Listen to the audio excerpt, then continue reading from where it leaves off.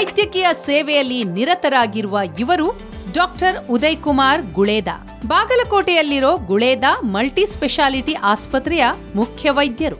ಜಿಲ್ಲೆಯ ಭಗವತಿ ಗ್ರಾಮದವರಾಗಿರೋ ಇವರು ಮುಧೋಳದಲ್ಲಿ ಮಾಧ್ಯಮಿಕ ಶಿಕ್ಷಣ ಮುಗಿಸಿ ಬೆಂಗಳೂರಿನ ಮೆಡಿಕಲ್ ಕಾಲೇಜಿನಲ್ಲಿ ಸರ್ಕಾರಿ ಸೀಟ್ ಪಡೆದು ತಮ್ಮ ಎಂಬಿಬಿಎಸ್ ವ್ಯಾಸಂಗ ಮಾಡಿದ್ರು.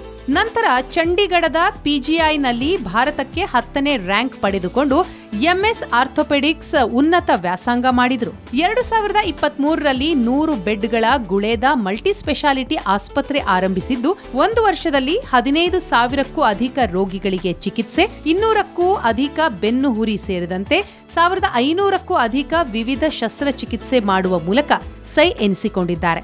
ಇನ್ನು ಪತಿ ಉದಯ್ ಕುಮಾರ್ ಅವರಿಗೆ ಪತ್ನಿ ಡಾಕ್ಟರ್ ಅಪೂರ್ವ ಸಹ ಸಾಥ್ ನೀಡಿದ್ದಾರೆ. ಹುಬ್ಬಳ್ಳಿಯಲ್ಲಿ ಎಂಬಿಬಿಎಸ್ ಪೂರ್ಣಗೊಳಿಸಿ ಇಎನ್ಟಿ ವೈದ್ಯಕೀಯ ಪದವಿ ಪಡೆದಿದ್ದಾರೆ. ಗುಳೇದ ಆಸ್ಪತ್ರೆಯ ವ್ಯವಸ್ಥಾಪಕ ನಿರ್ದೇಶಕರಾಗಿ ಎಲ್ಲರ ಮೆಚ್ಚುಗೆ ಪಡೆಯುತ್ತಿದ್ದಾರೆ.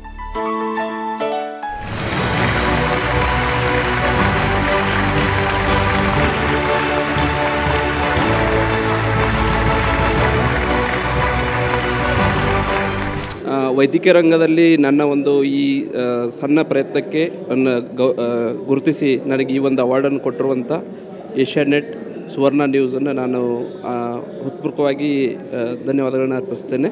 ಈ ಮುಂಬರುವ ದಿನಗಳಲ್ಲಿ ನನ್ನ ಈ ಸೇವೆಯನ್ನು ನಿರಂತರವಾಗಿ ನಡೆಸ್ತೇನೆ ಅಂತೇಳಿ ನಾನು ಭರವಸೆ ಕೊಡ್ತೇನೆ.